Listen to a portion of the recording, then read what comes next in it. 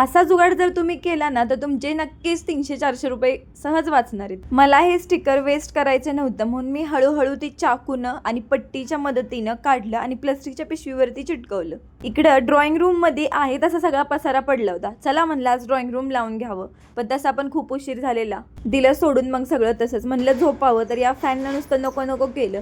इतका आवाज येत होता त्याचा काय बोलायला नको. दुसऱ्या दिवशी जमल तसं बाहेरचं सगळं हॉल क्लिनिंग केलं, किचन क्लिनिंग केलं. घर शिफ्टिंग करायचं म्हणजे काही सोपं नाहीये, नुसतं नाकी नऊ येतं.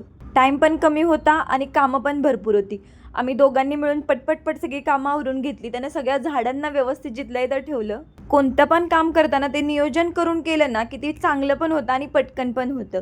आणि सोबत कोण असेल तर आणखीनच पटकन होतं. म्हणजेच जसं आपण सगळं दुःख शेअर करतो, सुख शेअर करतो किंवा पैसे शेअर करतो, कितीतरी गोष्टी असतात जे आपण शेअर करतो. मग कामंसुद्धा आपण शेअर केली पाहिजे, तेव्हा आपण पटकन त्या कामातनं बाहेर निघू, रिलॅक्स होऊ. अविनाश आधीच फ्रेश झालेला. मी फ्रेश होईपर्यंत त्यानं मस्त प्रसादाचा शिरा बनवलेला, तो मला जाम आवडतो.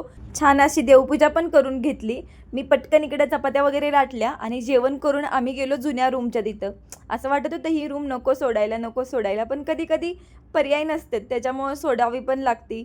आणि जर पुढं जायचं असेल तर काही गोष्टी मागं सोडाव्याच लागतात ना, मग त्या किती पण चांगल्या असू. चला तर मग हे सगळं मागं सोडून आता बोलूयात पुढच्या आयुष्याकडे. 80त पास घातलं आणि चाललो आम्ही परत घराकडे. MH11 MH50 गाडी बघितली ना की जाम भारी वाटतं. चला भेटू मग नेक्स्ट व्हिडिओमध्ये.